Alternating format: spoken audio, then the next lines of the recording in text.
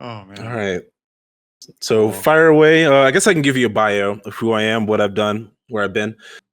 So my real name is Eric. My DJ name is Embex. So it's my initials EMB and then the word expired at the end, just making it all about the aesthetic of being about to expire. It's so edgelord, I know. Yeah, that's pretty edgy. I've been in the DJ business since 2010. I've toured at least twice, went to Alabama, New York, Los Angeles, played in those places, Texas, Miami, North Carolina, South Carolina, Virginia, Baltimore, a lot of places except Las Vegas is the last place I haven't touched as far as the city goes. I was DJing well before that, before I had a professional career.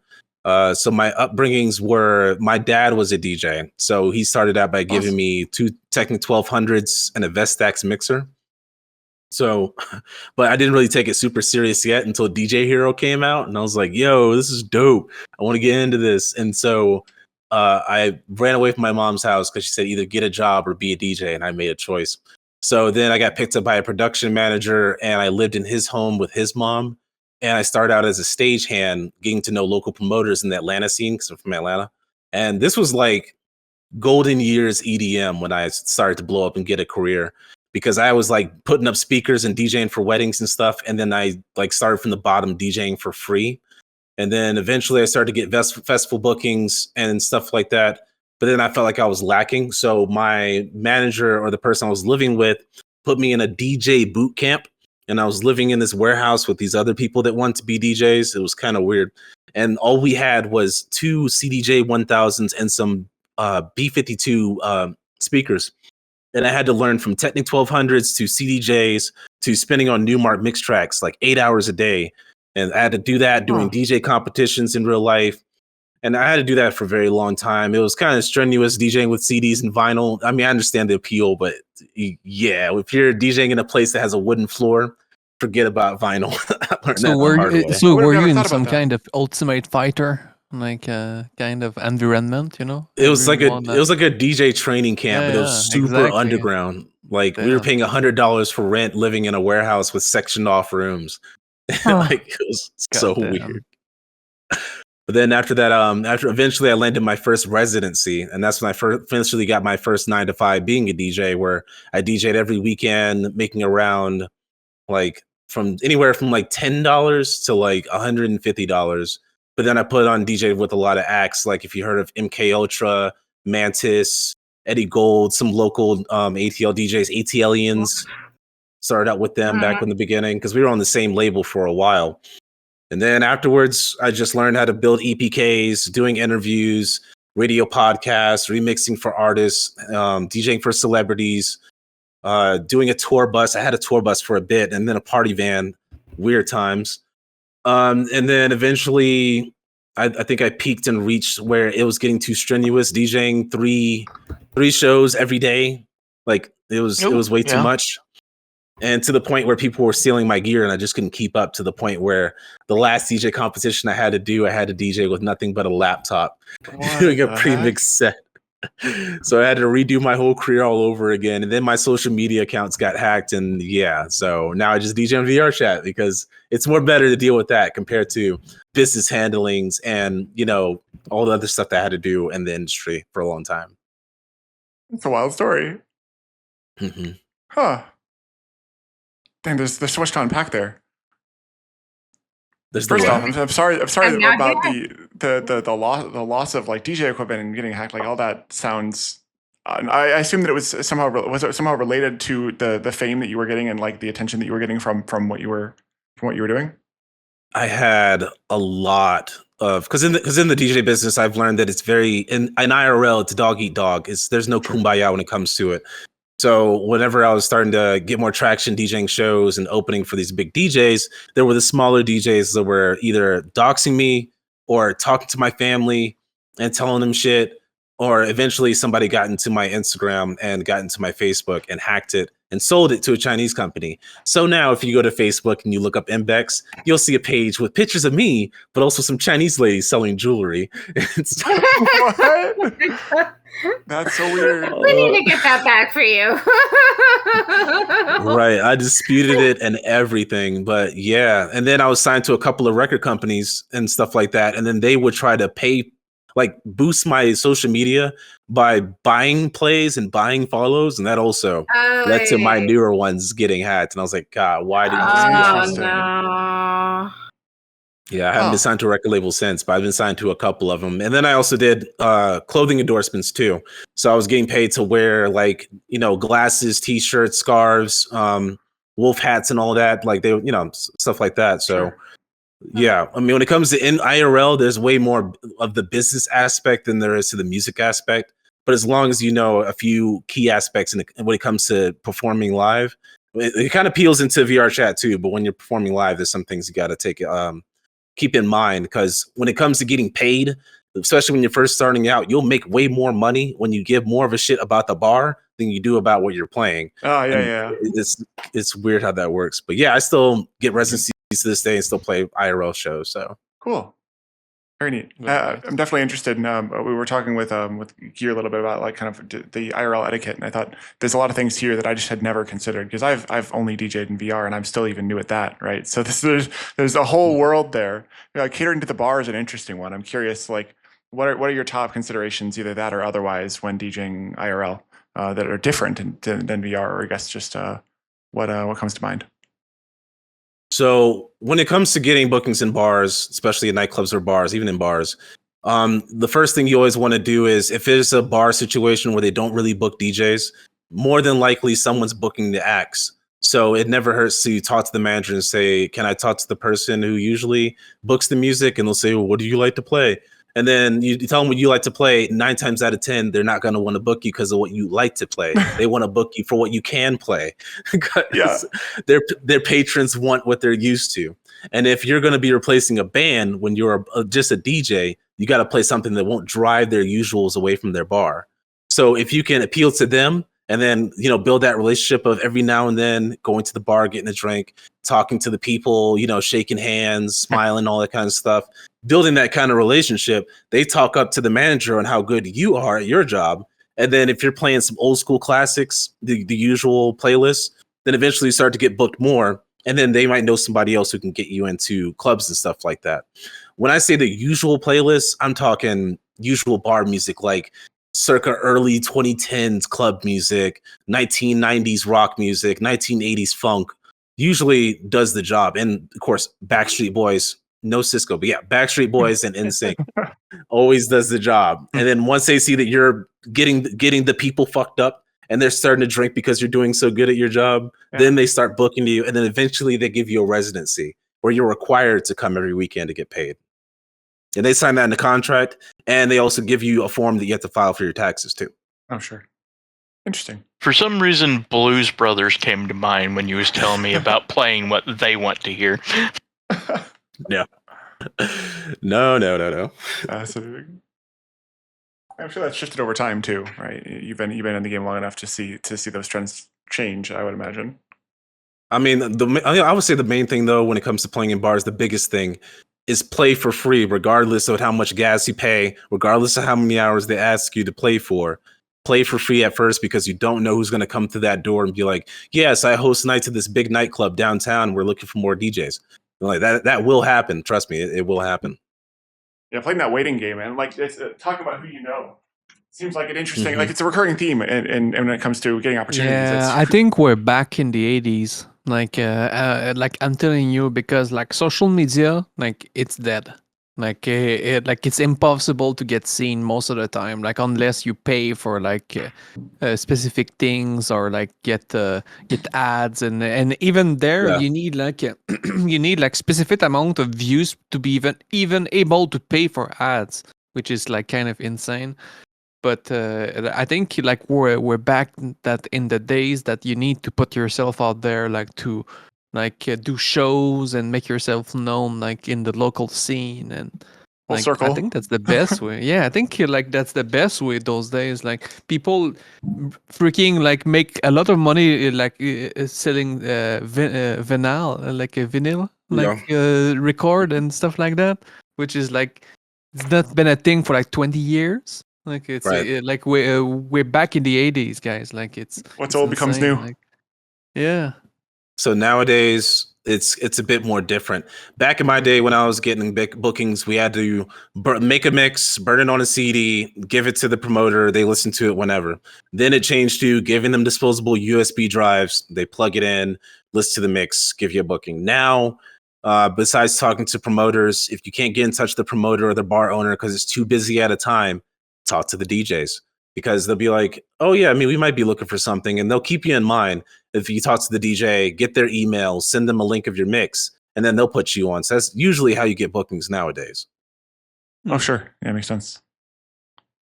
Great, Huh. great. And what about like your mixing style? Like you like for what I've heard about you, like in the shows, you're more like a heavy like D&B style, like more Right. like the kind of stuff that it feels near like metals.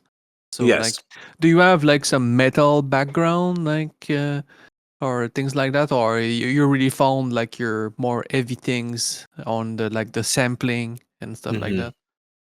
So I've been making music since I was 13. I'm 32 now. So Mhm. when I first started, I was trying to fit myself into that niche market of being just another EDM producer and making the biggest hit. I literally got obsessed with it to the point where I was thinking of hiring a ghost producer, using samples and loops, not editing them. But eventually I learned, because I've been like an emo goth my entire life, honestly. So I was like, what if I just made music that was heavy but EDM like? So when I discovered Phase One, Kill the Noise, Flux Pavilion, Sullivan King, when I started to listen to those, I was like, I want to do that type of thing. So since the beginning of my career, I always liked heavy dubstep.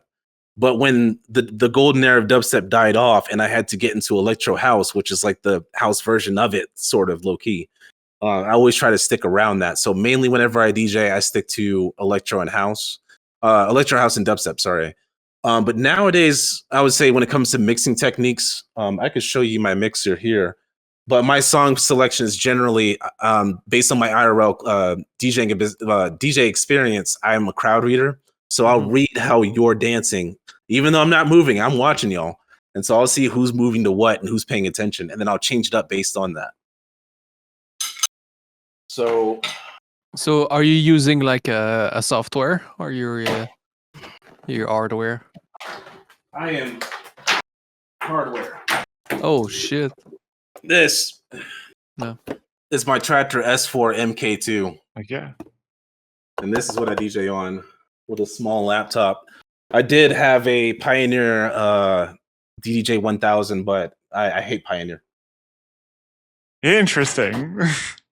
So you don't need like a laptop, technically. I do, because I can show you. I can show you why. Yeah. That's So- like the kind of shit like that that like nobody talk about. Like that's pretty important. Like what's the setup? So the setup is, yes, I do have the controller, but that's just a fraction of what I actually have to do. So I use Tractor MK3. Okay, Tractor. Okay, perfect. And every week, or at least once a month, I wonder if I could show you this. I don't know if you'll see it, but instead of taking songs and grouping them all together in a general genre, I'll try to show you here. You see all of those folders? Yep. All of those folders are different subgenres and genres. And that's just a fraction. So every song I listen to it, I cue it, and I put it in a folder. So all of these are whole different genres. So depending on how the crowd is reacting is what I need to mix it up with. So there's like 90s rave, rock, booty bass, club, daft, drum bass, liquid drum bass, dubstep, heady dubstep, progressive step, rhythm, color bass, mellow, and so on. And so when I'm on the fly, no, I don't use stems. Nah. Mm-mm. So you Usually just, so sorry, go ahead. Like usually when I'm on the fly, I'll just go to a different folder that has that type of genre and that I just mix it in. But I use so my mixing style is a bit weird now that I've been doing it for so long. So I don't just play 2 songs and then mush them together and just let that ride. So generally what I do is I start with 1 song, right? And then we'll start from the intro, the breakdown, go up to the build up, the drop. After the drop, I count to 8 4 times. And then I play the next song. The next song, then I move that in, right? But I'm already loading in the 3rd track that I already want that came to mind because I have ADHD. So 4 tracks is nothing to me. So I'll play 1 song, mixing in the next song while loading in the next song. I'll use the intro of the 2nd song while mixing and chopping between the 2 first songs. Then throw down that 1st song, go to the 2nd, mix in the 3rd, and then load up the 4th. And keep that cycle going as I use bits and pieces of the songs to use as stems, but I'm still mixing in just 2 songs with a bit of the 3rd, and that's pretty So much. how do you cut it? Like with hot cues and Yeah. like what is it called? Like EQs also? EQs, cues, and looping. Yeah. Okay. So you loop stuff, then you put another bits of another song on it, and Right. and then transition from it. Damn. Okay. I generally do a lot of harmonic mixing. Do you guys know what harmonic mixing is? I don't think so. No. Nope. So harmonic mixing is mixing in key. So you can mix 4 songs at the same time if they're all 7 minor, if they're all 4 minor, and that they'll all just sound great together. So most of the time, if you hear something going on that I'm playing, more than likely I'm mixing both of the songs in the same key at the same drop at the same time. Oh, sure. Yeah, that makes sense. Even the drum has a key. Mm-hmm. So it's very important. Like notice that. Yeah. It's definitely important when it comes to more chiller genres like funk, like liquid drum and bass, like liquid dubstep, deep house. Like when it comes to harmonic mixing, it's a big thing. But when it comes to dubstep, neurofunk drum and bass, dirty trap, it doesn't really matter as much because the keys are all over the place in the drop. So you're not going to get it 100% that way.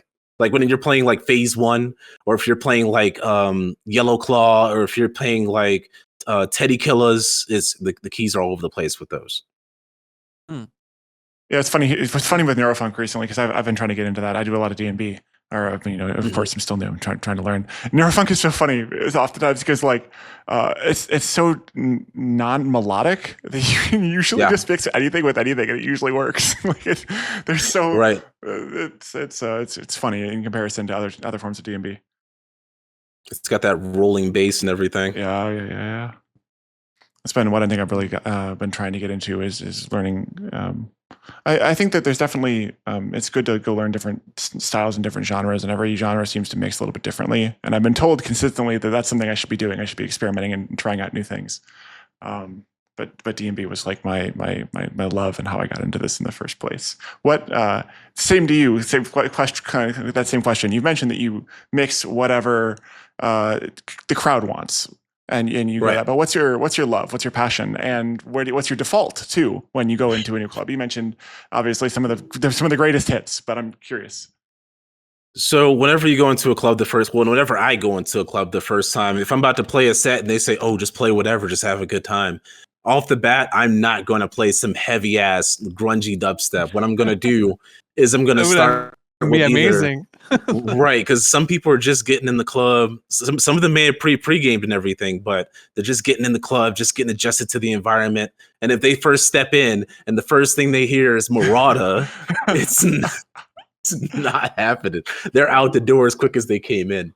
So I would usually start my sets with maybe some old school dub that's still heavy, Font Case, Flux Pavilion, maybe like some Joker, maybe some Truth, something heavy but still vibey, and then work my way to something melodic, and then work my way up to that heavy shit, do like maybe 30 to 20 minutes of heavy shit, and then afterwards switch it up to house, close out with either funk or drum and bass.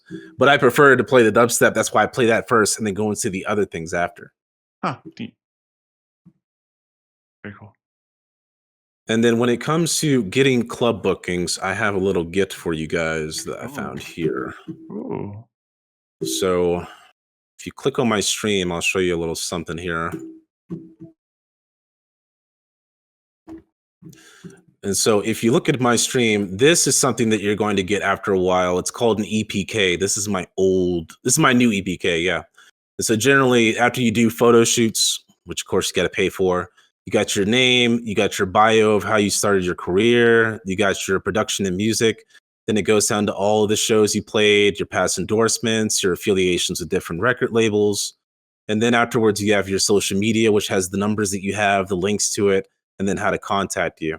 After you guys start to get bookings in real life and you start to get these shots of people dancing to your music and playing shows, build an EPK, the next time that you have somebody asking you to play a show, you don't have to send them a mix. You just send them this and it'll have all the information that you have.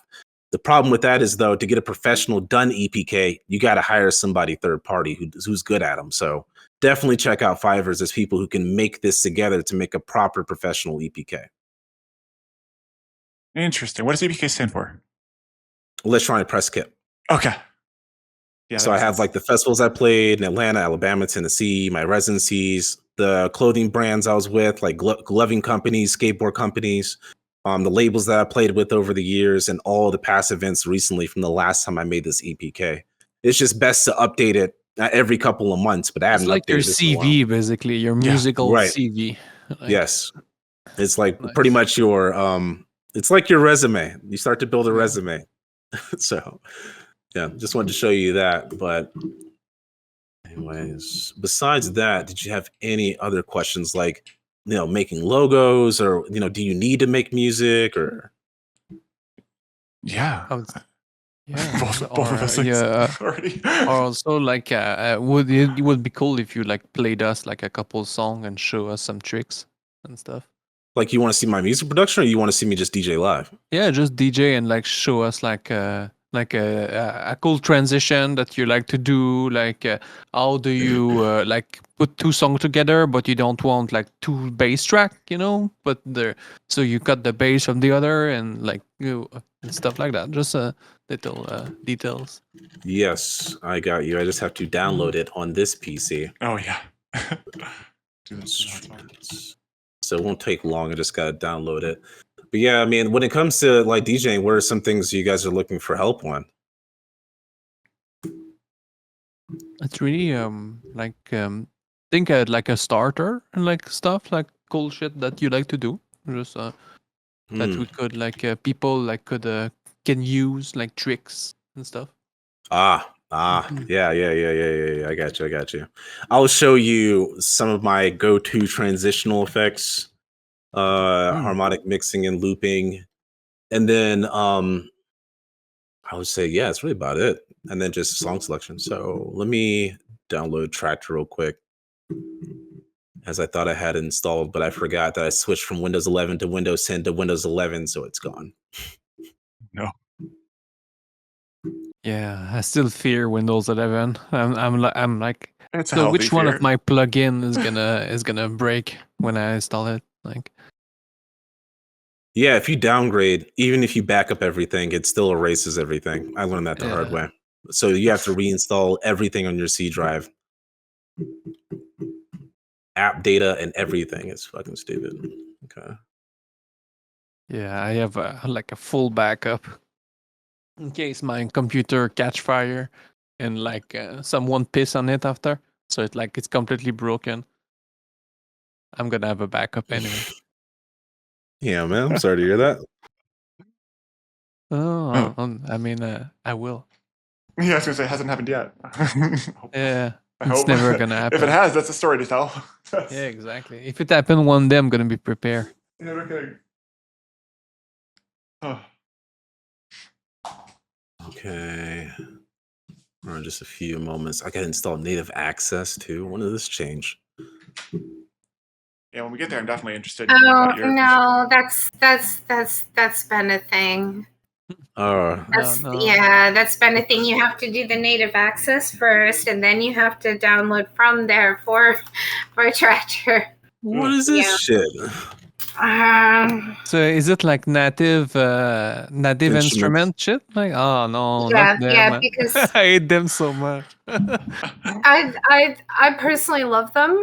Oh my god, it's their plugin the problem every time. It's not their sound. They sound great, but every time it's super wonky. I've never had any issues with the plugin. I've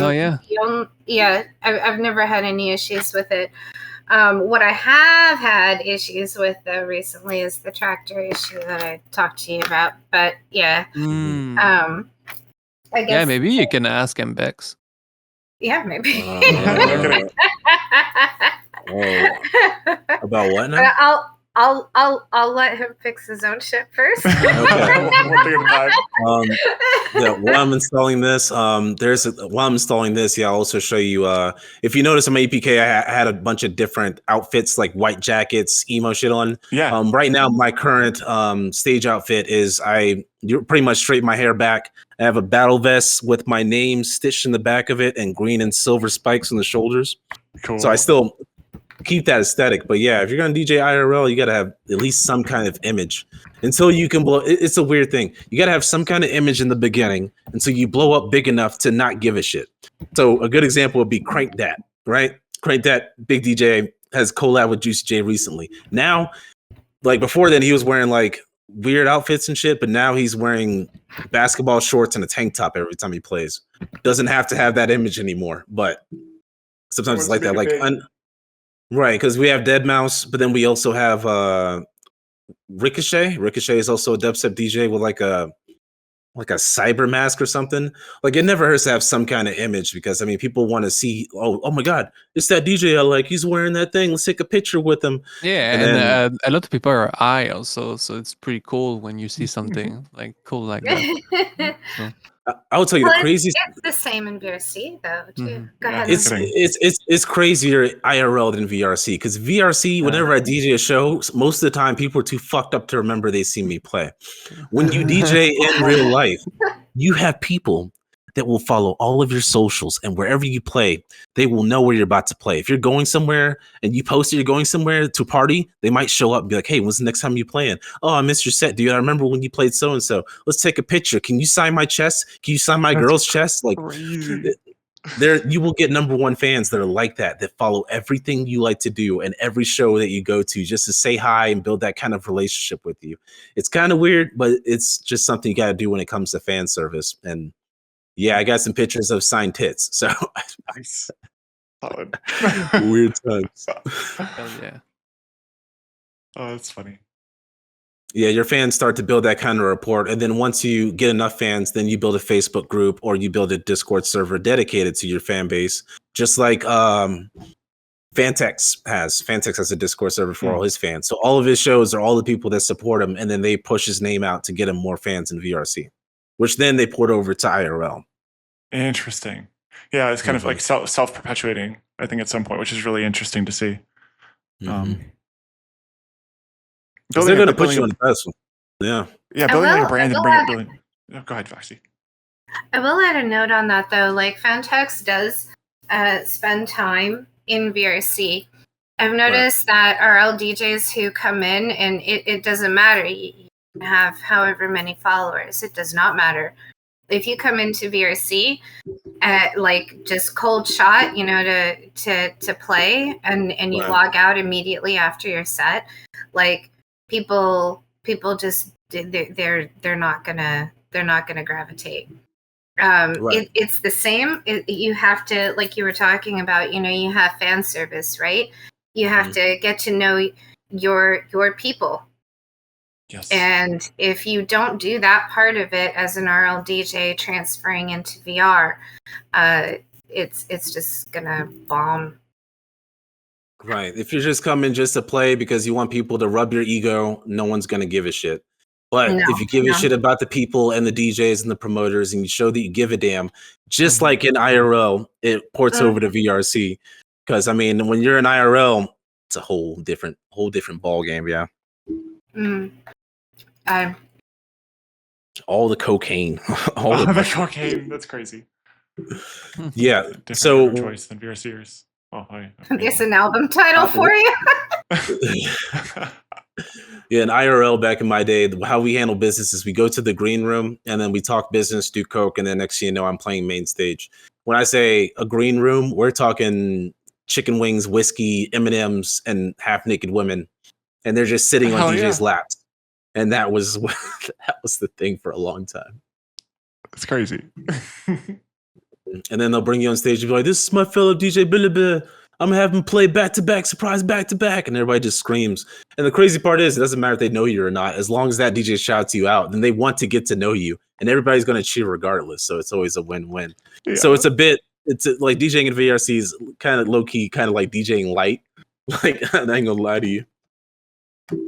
Because you don't because if you MC, then you're talking over conversation. So in IRL, they MC to remind people, hey, I'm up here, I'm DJing. But yeah, Interesting. Yeah, makes sense. Like I think something in VR that like prevent that kind of thing is like having dancers.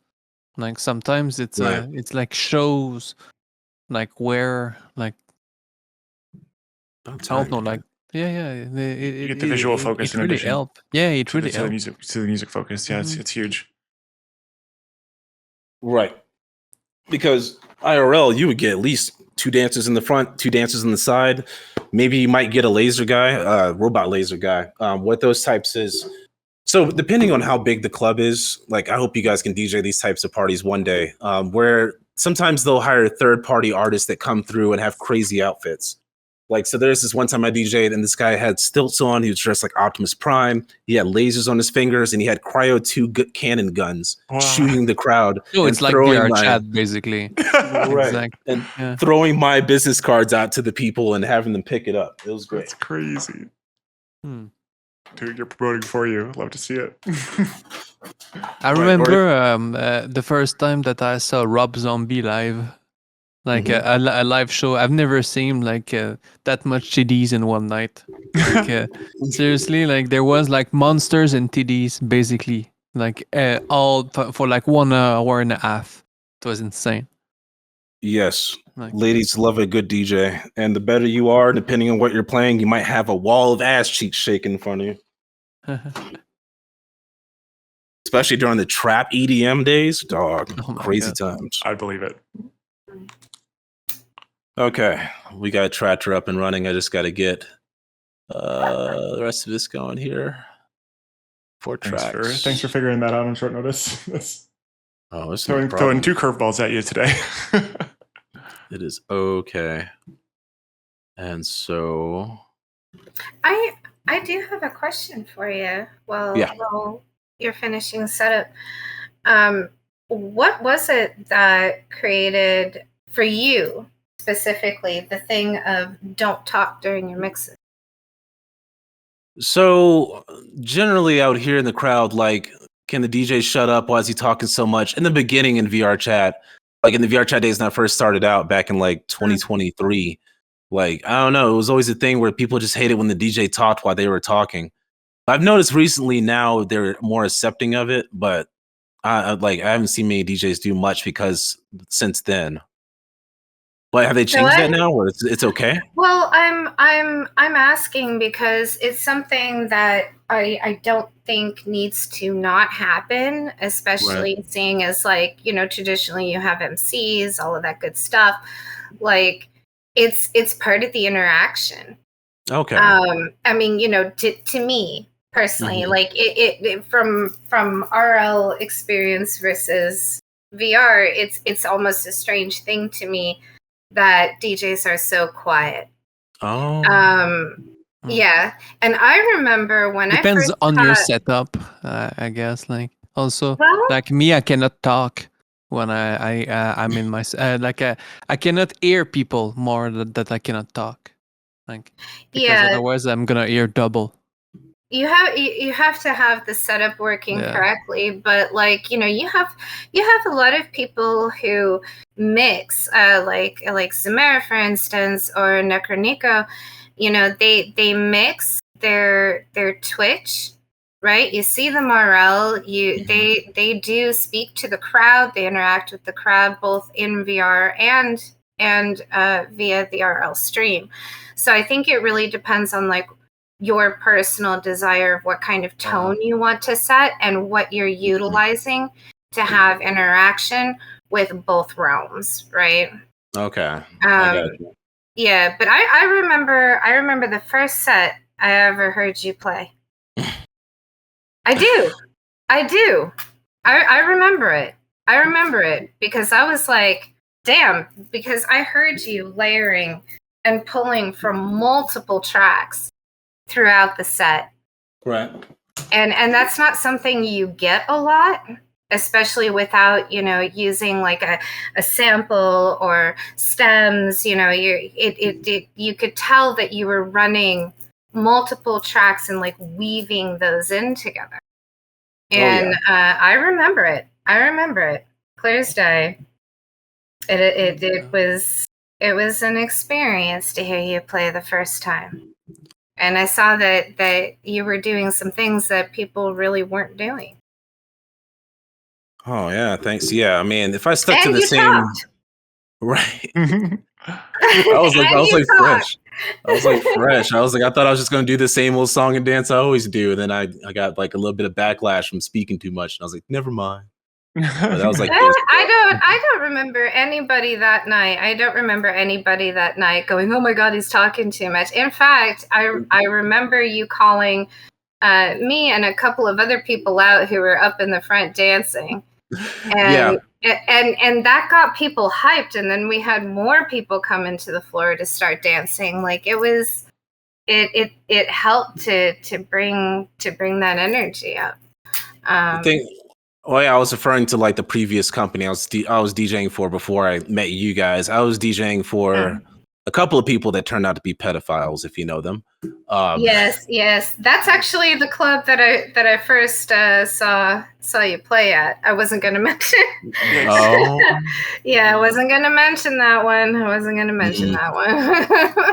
I didn't even know you were a DJ when I met you, Embex. So yeah.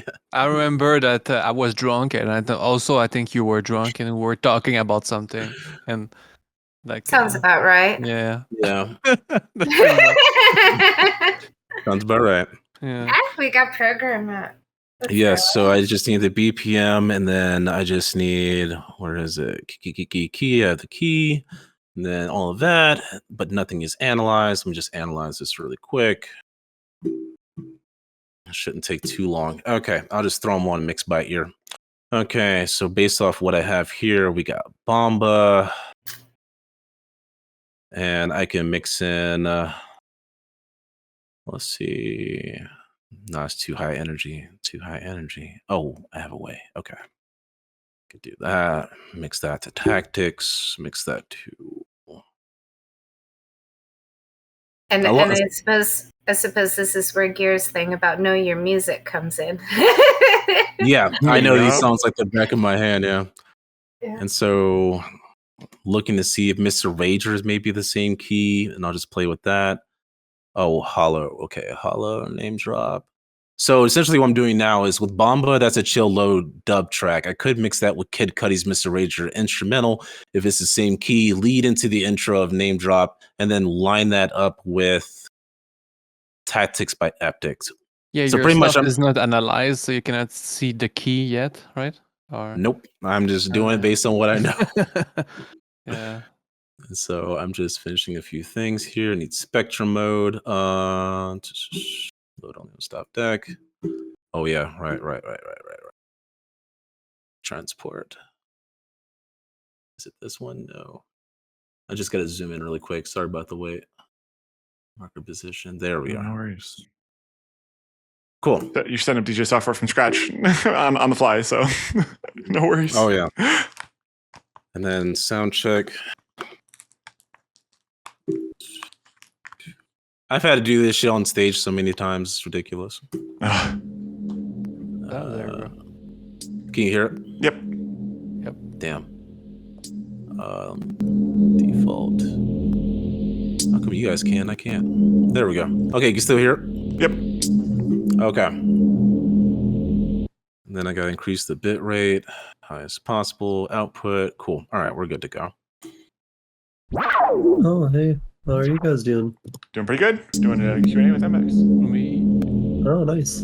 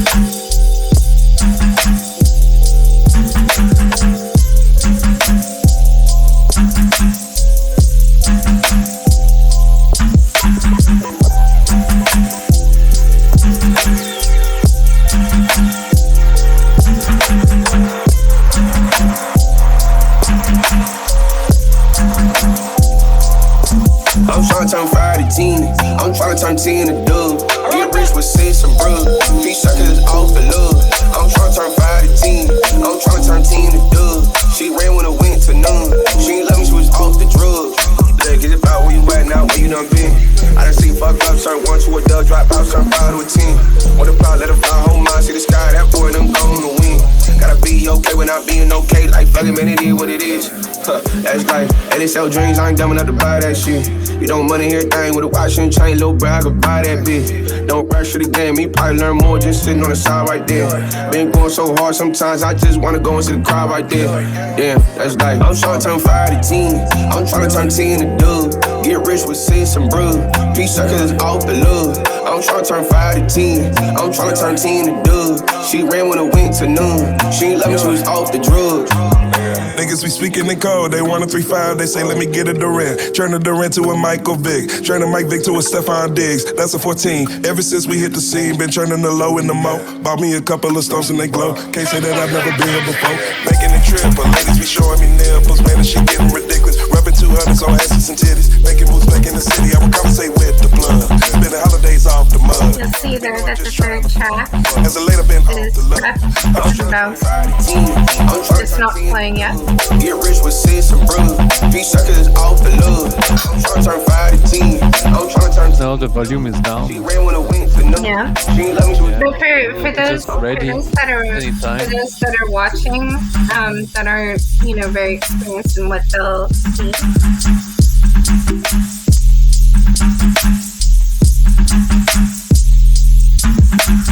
So he's finding that sweet spot.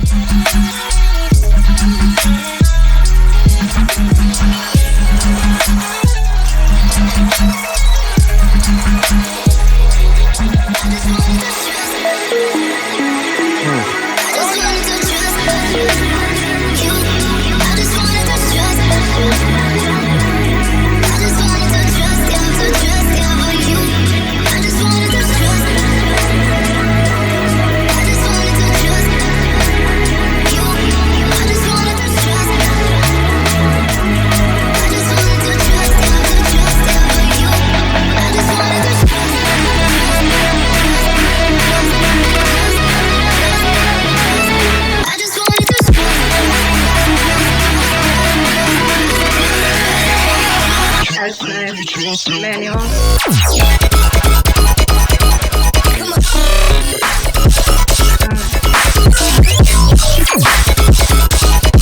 guess that would be a manual version of the dub echo.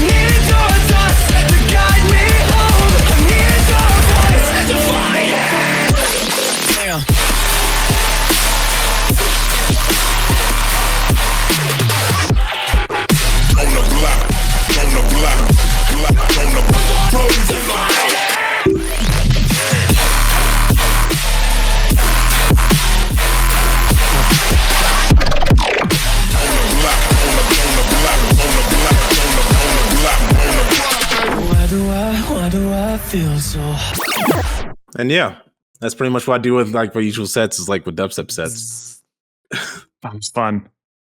Yeah, you know what? That's a pretty damn good idea. When you have a controller, you can like it just like put like a loop where there's a lot of bzz, bzz, and you just like Right. put it on from time to time, and it sounds great. It's Yeah. easier to do when you have your tunes, but I didn't realize how little this library was of what I have. And I'm like, fuck. Because usually after about 20 minutes, 30 minutes into my set, while I'm playing this during this second breakdown, because essentially what I'm doing is using delay and using the reverb to build up the anticipation.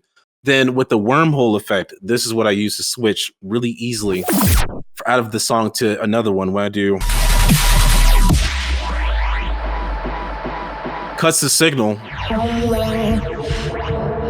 So that's with that one. With the flanger, of course, the flanger does what it does. Beatmaster, I try not to touch as much as I used to. But the Zerp sound, I didn't use this because my hand would knock my microphone. But it also adds more emphasis on certain bass sounds. Because essentially, whenever I'm doing effects and mixing like that, I stick the effects to at least a 1 bar to 2 bar minimum. I'm not trying to oversaturate the song with too many effects. So, for example, when I played Bang My Head right here, on this part, it would be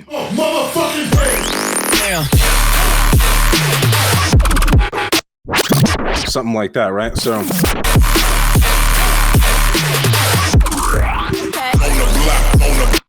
just knowing how to use your effects pretty much. But it's essentially around the 20-30 mark. When it gets to that point of the dubstep song where it gets right back to being super chill, I was looking for a house song because usually I'll mix in the house, and then that's how I move to a more forward to the floor aspect before I move it back to dubstep or trap. Nice. Usually So, house is. Let me see. So we're gonna have to have you like play a show at some point, like that, just like the most heavy stuff that you can play. If you want it, you got it. Yeah, all of this is just not what I'm looking for. I was like, damn, there has to be one house track. Oh yeah.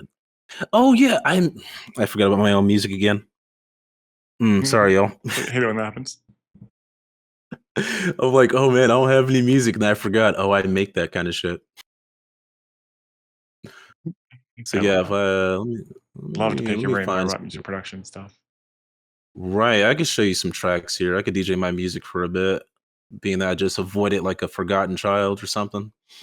Which you shouldn't, especially after what I heard earlier today. Oh yeah. I got plenty. Let me play you a house track here. I have a lot of dubstep and trap that I make. Drum and bass, rumble. Let's see. Fuck.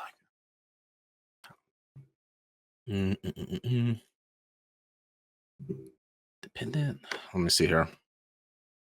Go to songs. Done for. Never beat shit. Nope. Yeah, I think this is all the stuff from Boba and Backshots. Oh yeah. I didn't realize I make so much dubstep until today. Let's see. Oh yeah, that's dubstep. Oh yeah, emotional. I don't know. What do you guys want to hear? Just some of it? Yeah, whatever you like. Whenever you want to show off. It was like yes. Mix 3 songs together. Now, do you want? Because the main problem with my music is it's super. How you say? It digs up old scars sometimes. Not for me personally, but for other people. So I mean, I could play you my most popular tracks or my most emotional tracks.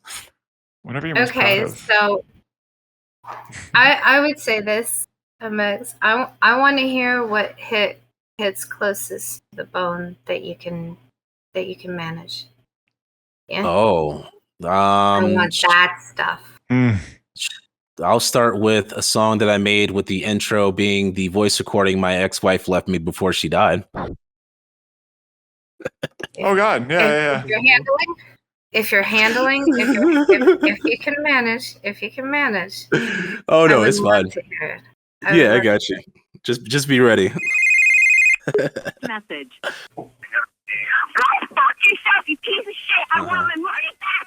You fucking hang up on me when I do something you fucking asked me to. Why don't you go kill yourself and fucking leave me alone? Like, give me my shit back and fuck off.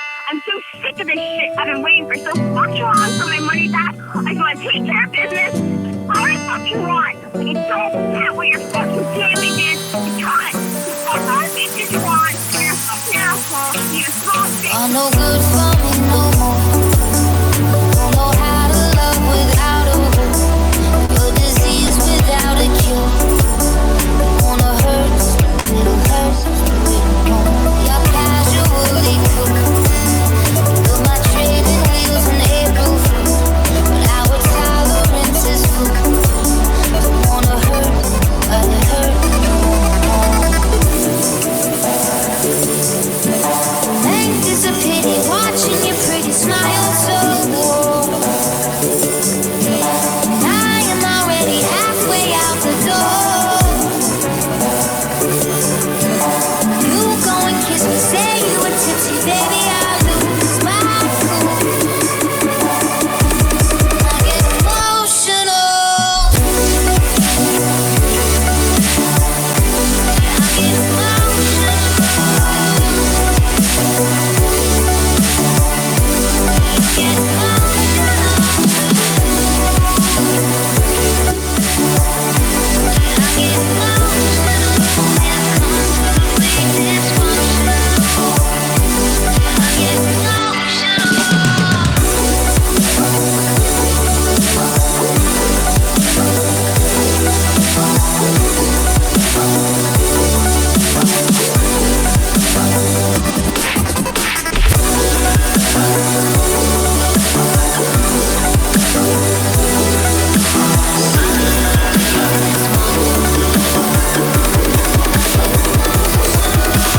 Tension after school. On November in a swimming pool. Speeding car running on fumes. We can drive just a little more. A trampoline with wings. Roller jumping out of tendencies. Now we both need different things. So I'll be cutting off these strings. Life is a pity watching your pretty smile so warm. And I am already halfway out the door. You go and kiss me, say you were tipsy, baby, I lose my cool.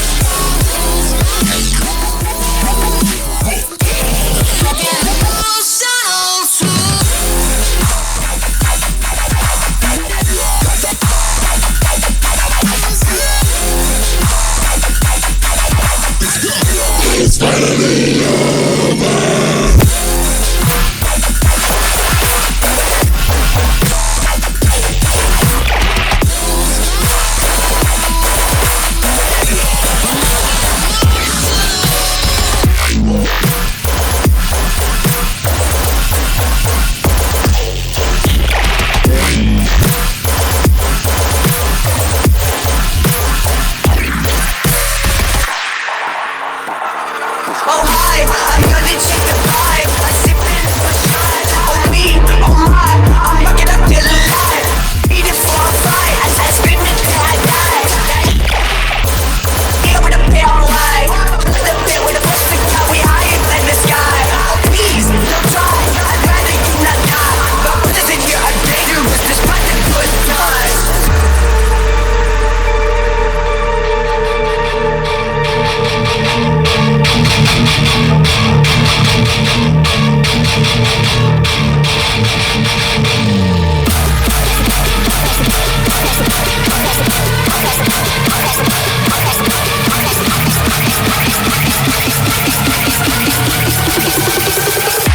crash the party like a rock star.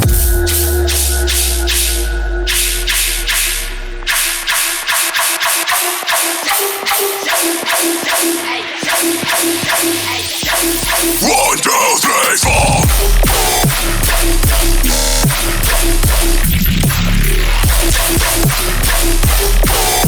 So this song was a collab between me and my friend Chrissy Bean. And so I did the guitars, I did the bass lines for it. He just did the vocals and everything else is made by me. But I'll just finish this last song here with the second drop of it so far.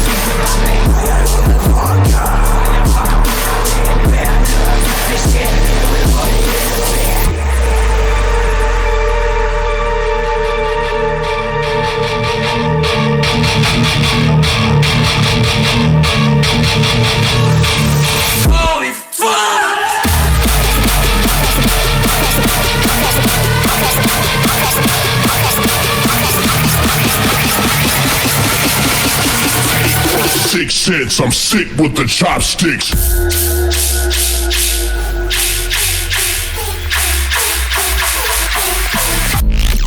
Your moves. 1, 2, 3, 4.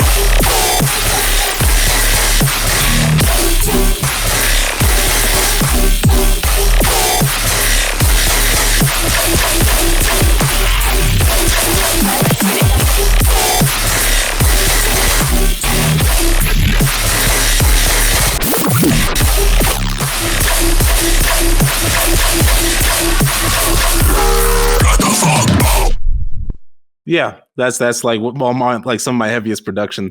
The more popular tracks, that's Dead Like a Rock Star. I think I've Zed and heard Matthew something Coma. about from you, yeah, before. Good shit. Yeah, you probably heard them. Mhm. But thank you. I do also make like some lower, chiller shit. I don't know where my house went. I don't have any house songs in here. I wonder if they were deleted. Crazy times. But yeah, I hope you guys enjoyed a little bit of display of what I do with the 4-track mixing through them, the mixing and stuff. That's what I do for 1 to 2 hours straight. Just flying through tracks doing that. That's good shit. Mm-hmm. It's exhausting. I mean, shit. I mean, when you're in like IRL, dude, sometimes you might have to do fucking 3 hours, 4 hours on nothing but a of like $110, dude. Or for nothing, And, as you mentioned for a little while there. Doing it for free to get your name. I've never made money while doing music ever. Like I've been paid beer, but money, nah. Okay. So, do you know what a God, it slipped my mind. Writer Fox, you might know what it is. Writer. A writ? No, that thing that promoters have to sign before you get booked. Yeah, that would commonly be known as a writ. So it's a contractual agreement between promoter and performer. Right. Which goes into like what amenities you're going to have paid for, what their side of it's going to be as far as their promotional, what you're going to be paid, all of that good stuff. Mm-hmm. Right, yeah. If you've never been paid for a gig and you've been DJing at that spot or DJ for that promoter more than once, more than twice, and they still haven't paid you or talked about any kind of compensation, It's time to get that motherfucking paper up. Oh, Essentially, what you do is you sign the black and white. You make a black and white on, all right, so you're going to book me for this. So how the contract agreement is, I'm going to play for 1 hour. You're going to pay me at the minimum, starting out, I would say $50.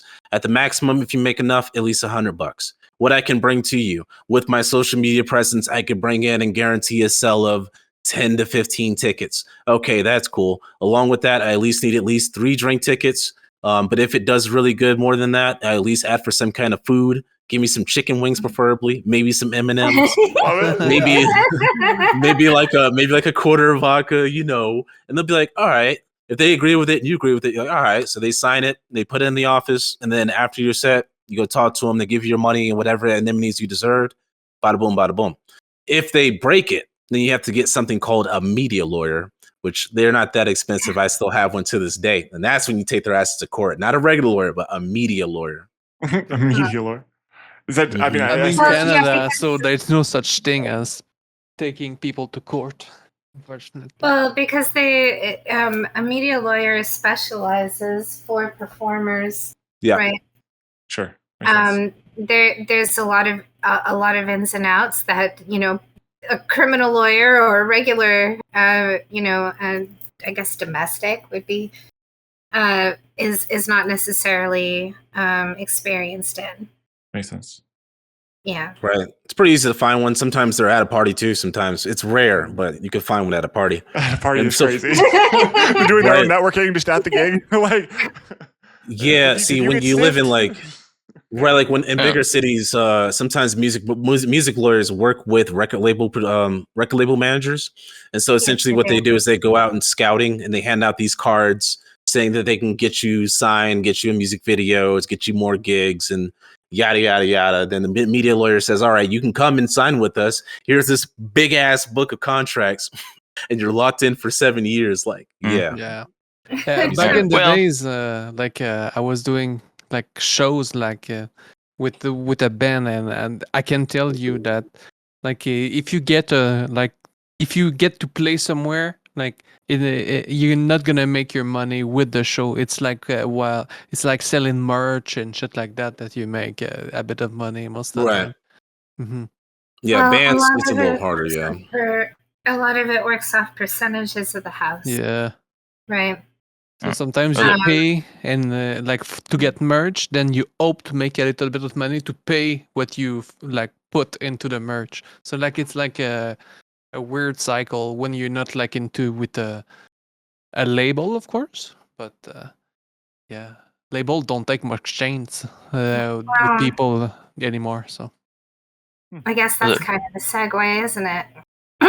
So I'm a little bit nervous about making this announcement, but after listening to your whip, Embex, and a lot of the other whips that I caught up on today, it's evident that DJs, especially in VRC, need a label. So I will be opening it up within the month. Hey, let's go. Yeah. Hell yeah. So that's pretty cool. Because you talked earlier about how, you ran into situations where a label is basically paying for plays and stuff like that. Right. And I had some conversations in the hip hop Congress meetings where I discussed, the rights of the artist. A lot of labels want you to sign that away, right?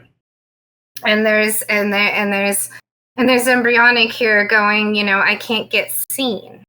Right. How do you get seen? But me, it's just because I make fucked up music. Dude, it is not. It's not.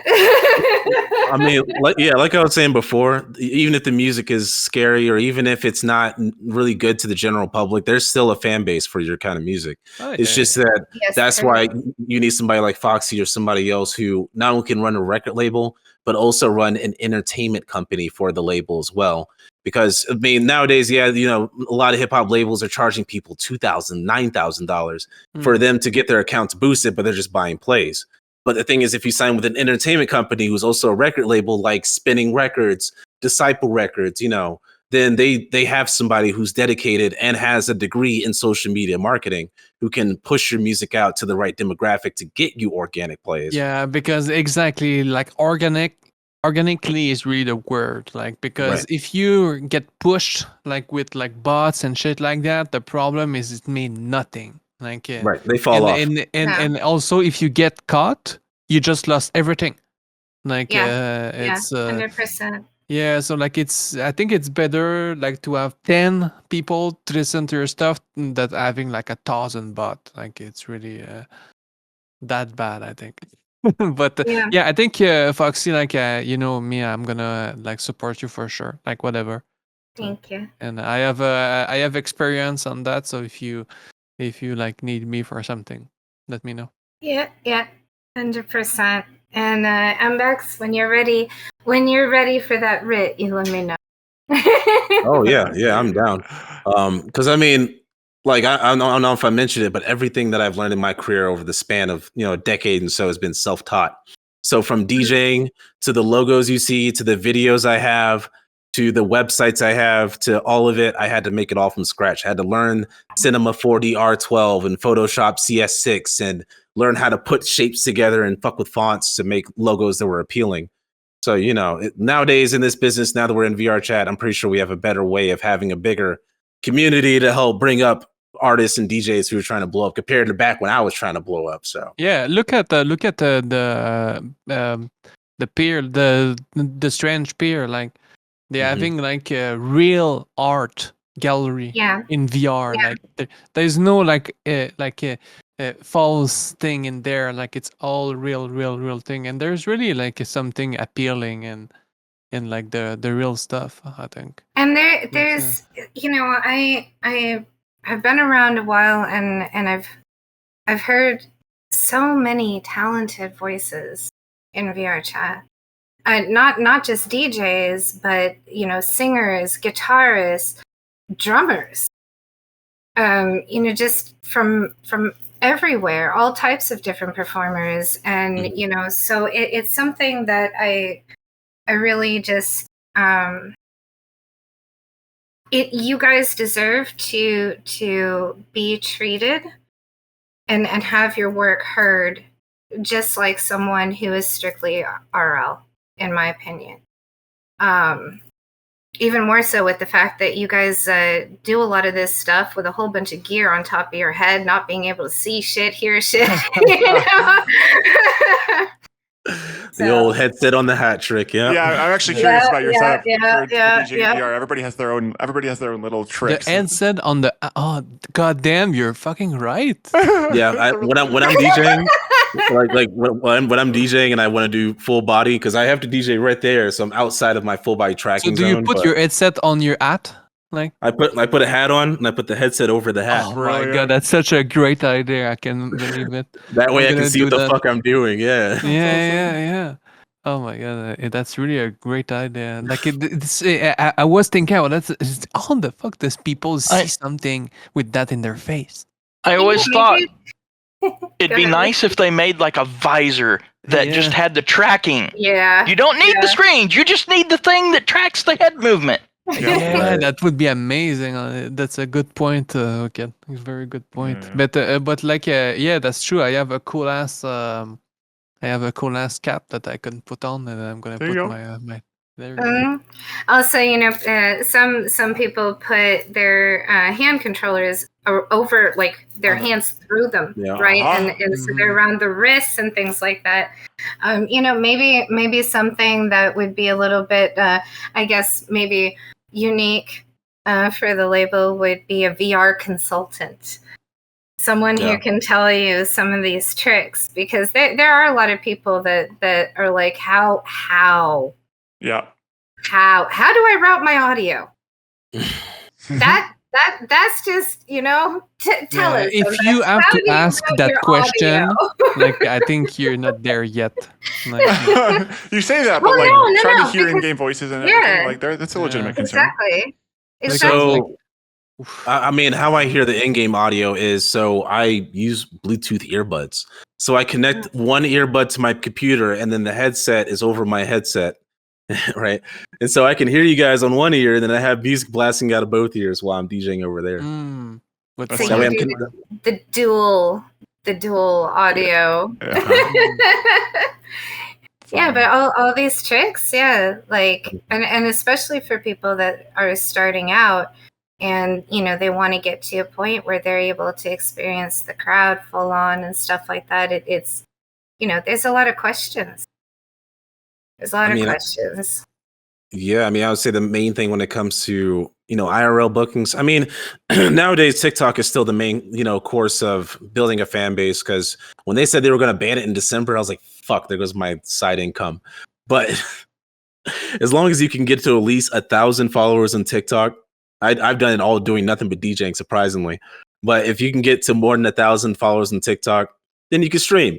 And then when you stream, you're going to need something like this, which is an iRig too. So this part goes into, if you have an iPhone, this is an audio converter that goes into a headphone jack. And then this cable goes into your controller. And then people can hear direct audio. Nice. I love them. And then they throw you money. Like to see that. Not just beer. Right. I make like at least $40-$50 extra off of TikTok just streaming shows. But that's why when I'm streaming my shows in VR chat, I'm also streaming on TikTok at the same time. Sure. Makes sense. Mm-hmm. Yeah. Get all the platforms at once. Yeah. It's really cool. So Embex, do you... Oh, sorry. Go ahead, Prophet. I was going to say April 4th. Are you playing for us? April 4th? What's going on then? Are you booking all the way until April now? Yeah, that's next open. Yeah, I'm off that day, so yeah, I can play. My schedule is shifted, so now I'm off Fridays and Saturdays. All right, well, we got Embex playing on the 4th then. Cool. Basic. Have you looked into kaleidoscopes before? That'll be. Give us just a few. We're still in the Q&A session, Shimmy. Sure. So that'll be April 4th for the Lounge and Cypher Vibe sessions. Okay. Faceless. It'll be in the new venue. Hype. Exciting. I would say though, the one hard thing about VR chat and IRL DJing is I hate to say it to you promoters, but in IRL, the reason that I ask, what do you want to hear? Is because usually IRL, I'm getting booked to play a certain genre. Oh, sure. So it's kind of hard. It's kind of hard to DJ for some promoters of VR chat when they say just do whatever, and I'm just like, oh. Are you telling me that I give you a hard time? When it comes to me, Emby, like, understand that, like, I don't know, from a dancer cipher standpoint, right? For IRL ciphers and stuff, because that's where I started my dancing and everything, and was IRL ciphers. It really comes down to whatever the DJ feels like playing in that moment, right? Like we've had DJs like Tin Man in LA that DJs for Homeland Cultural Arts Center, or used to anyways, back when we had our Homeland events.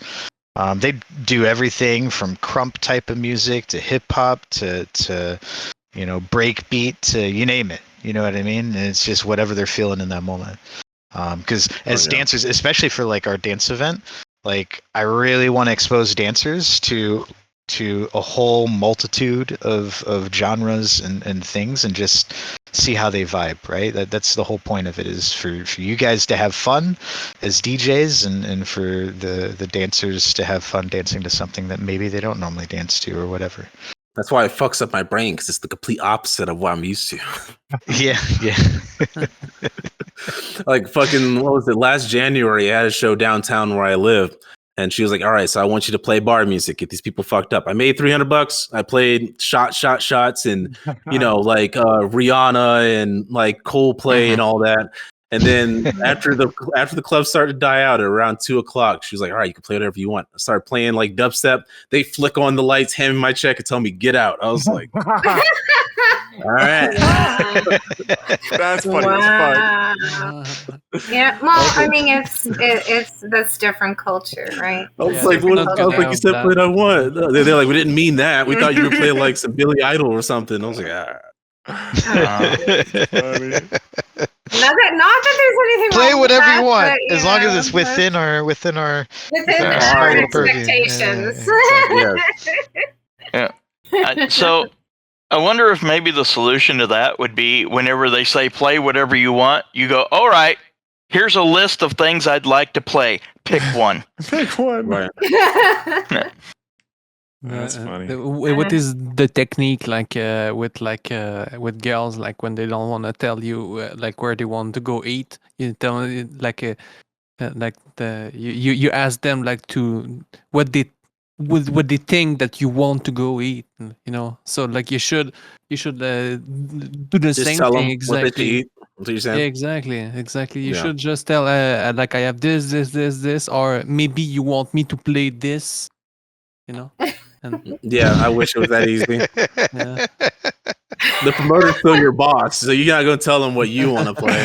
Like, you do what they tell you to do. It's just fucked up. Yeah. But awesome. But I mean, hopefully you guys can, whenever if you start to take this seriously in IRL, play for free, earn your stripes. You got to collab with a lot of people, do a lot of open shows, play some weird places, but take all gigs you can. And then eventually, once you start to build that rapport, whenever somebody wants to book you or you reach out to people, then you can say, hey, look, here's my EPK. I played this, and the fourth. Because mind you, I haven't played just clubs. I played Kroger. I played a Walmart. I played a church. I played a park. I played a pool party. You have no, you don't know where you're gonna get booked. So just take whatever gig you get. Interesting.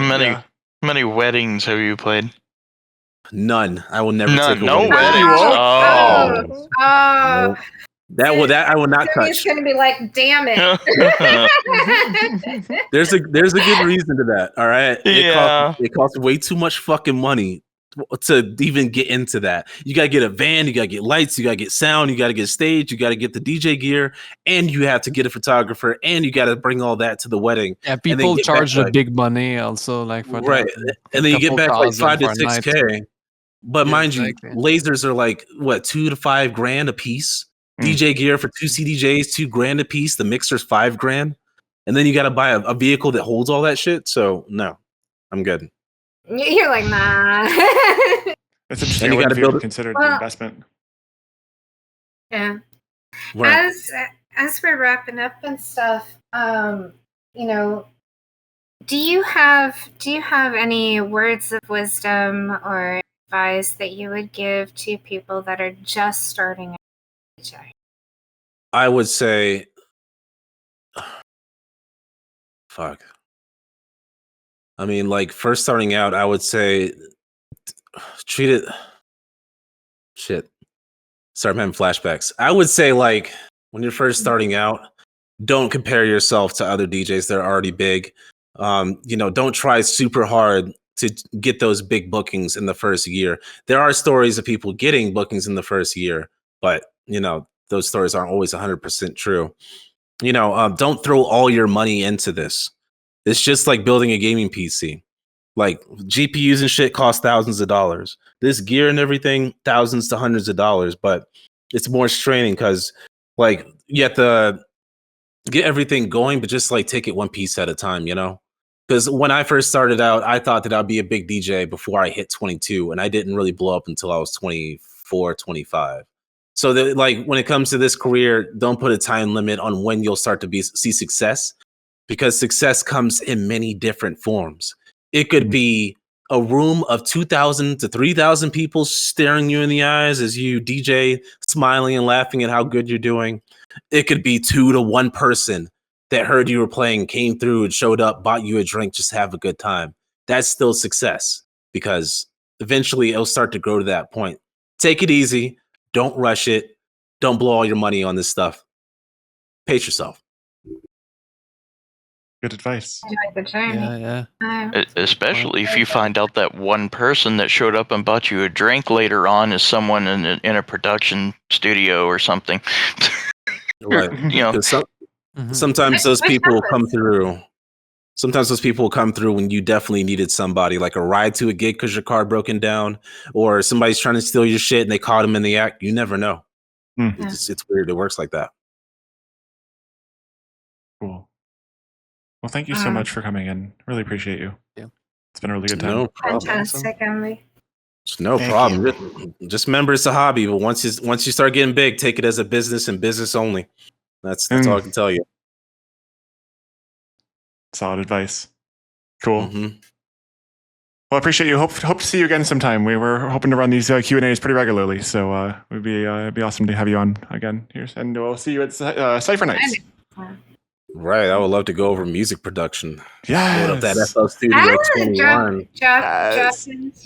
Drop into Embryonic. Yeah. That's on Wednesdays. The guy that take care of this is pretty weird, but you're welcome. No. Yeah, we keep him chained in the basement. Feed him Doritos. That's our thing. He seems pretty happy. But no, the music production class is every Wednesday. I believe we start at 8 p.m. EST. Mm-hmm. Damn. Yep. We always do like something like random, depending on what people want to see. If I can get vacation time again, yeah, I'll join. I just got to schedule it 2 weeks in advance because these people don't like to work. Keep me busy. Yeah, keep us posted. Keep us posted. We'd love to have you for production. Yes, that'd be awesome. Session. Cool. Oh yeah, I'd love to. Thank you. Sweet. Quick question for you guys. Yeah. So, who is going to be taking this to the IRL space? I've been I've had the opportunity with friends, but I've not tried to actually push for real clubs. I'm not sure I ever will. What? Maybe I don't know. It's I have a job I'm happy with, and it feels like that's a lot. That's a lot right now. Right, because the big question you have to ask yourself is how comfortable are you with real people staring you in the eye for an hour? It's not that bad, seriously. Like if you get for you. I mean, I did it. Look at me. If I can do it, anybody can do it. I wish. I still clench my cheeks tight. I hate that shit. Yeah. There's nothing that you can do about it. It's are you prepared? Yes or no? I mean, yeah, but it's hundreds. It's like the whole room staring at you in the face as you're covered in lights in front of a DJ deck. It's still at least the light you cannot see shit in front of you most of the time, so that's perfect. But if you're playing a dive bar, for instance, and you don't have a light in front of your face. Oh yeah, the nightclub shit. I think nerves are a thing no matter what type of performer you are and no matter what type of venue you're playing, whether it's virtual or RL, right? Some people have to puke right before anything that they I puked after me. My first show.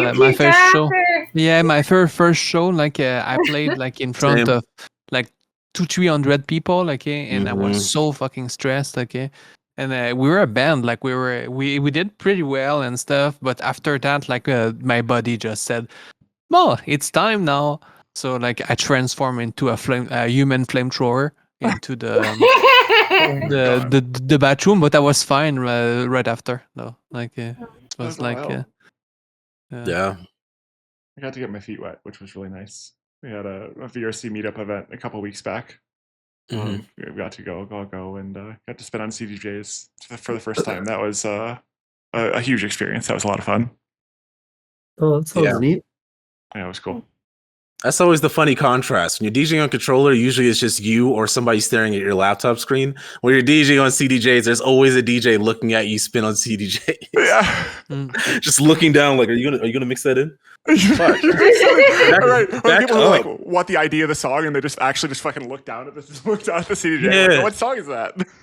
You're what song is that? Huh? I mean, I'm guilty of that. I fucking did it twice during that video. God damn it. Confessions. Yeah. Back your ass up. Damn. Whoops. Sorry. That's when you pull that sample out. Just have it lined up on the sampler, ready to go. Just smash the button. Back that ass up.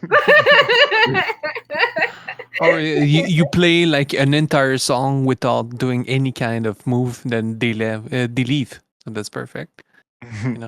So you're saying that freeze is the ultimate answer to this? Exactly. Like if they assume that you're gonna do things like they ask, You mean like gimmicks? Like when DJs do gimmicks, like, all right, need everybody in the room to get down as low as you can. Get on your hands and knees. No, I'm kidding. Like like if people ask you like to do stuff like if another DJ is like, hey, why are you not mixing like this part with this part at this moment? Like oh yeah, I don't have that happen. I make sure they clear the booth. Because you're not. Yeah, it's one cook in the kitchen. Yeah. Yep. Mm-hmm. Huh. Yep. I mean, yeah. Besides DJing in front of people, the other stressful thing is swapping out after a DJ. God damn it. Because you got to unplug. They like if it's not CDJs, then it's controller. So you have to unplug the RCA, unplug their power, close down their laptop, and then you plug in yours. You got to set up in less than 30 seconds. Shit's always stressful. Oh sure, yeah. We went over knob and fader etiquette last time with gear. Like just leave it at the 12 o'clock when you're done. Yes. Right? Yes. Leave it at the 12 o'clock. You put everything at maximum and you run away. Yeah, just crank that gate off. It's whatever. And then everything explodes. Right. You get that loud pop because you ain't redlining, you ain't headlining. Oh God. This has been amazing. Thank you so much, Embex. Yes. Yeah, no problem. Appreciate you. Really appreciate you. Yeah, of course. Yeah, hope you guys get your feet wet, soon in the IRL space, so then you can start to learn. Because once you start to, take DJing more serious and stuff, then I understand you have a 9 to 5, but once you start taking more serious, like I said, it becomes a business. Making a website, EPK, stickers, business cards, meetings, riding in limos, all that shit. And then, but hopefully, you just don't lose the love for the art of DJing itself, because it can happen. So, yeah, I was happy to come through and answer questions and stuff. Yeah, I really appreciate that encouragement too. That's seeing your journey and you talking about it, especially in the beginning, talking about the DJ boot camp. It's really interesting stuff. Yeah, nothing but 2 outfits and 1 pair of shoes. That's crazy. Living in a warehouse with other fucking homeless people. Crazy times. Man, that's so interesting. America. Yeah. Funny. Cool. Are you guys going to be DJing tonight? I had nothing tonight. Nope. Is a movie night, I think. Yeah, movie night for some of these folks. Movie night. Yep. I'm gonna go be productive on 3D modeling stuff. Be boring. Nice, yeah. How's the 3D model coming along there? It's going slowly but surely. Yeah, I've figured out some different variations I want to try for that shader. Should look really wild. Very cool. Maybe we can look into it as a fun project, right? Yeah, it'd be a good time. Oh, for sure, yeah. So much you can do with kaleidoscopes too. Yeah. There's so many ways to make them. Might hit a Brave factory. We'll have to see. We'll have to see where the night goes. Okay. Usually it's house nights during this night, so that's why I know. Oh, house nights. Okay, sure. Mm-hmm. It's Miku Mondays for Rave Factory is the usual go-to for me if I'm going anywhere. That's really Miku Monday. Well, no problem. If anybody has any other questions later on or needs help with setting up anything, let me know. But yeah, for sure. I was happy to come through and answer questions and stuff like that. So yes, thank you so much. Thank you so much, Envy. Thank you. Thank you. Yeah. No problem. I am going to clean up my house now, so I'll catch you guys maybe later tonight, possibly. Who knows? Godspeed. See you later. Peace. Take care. Bye-bye.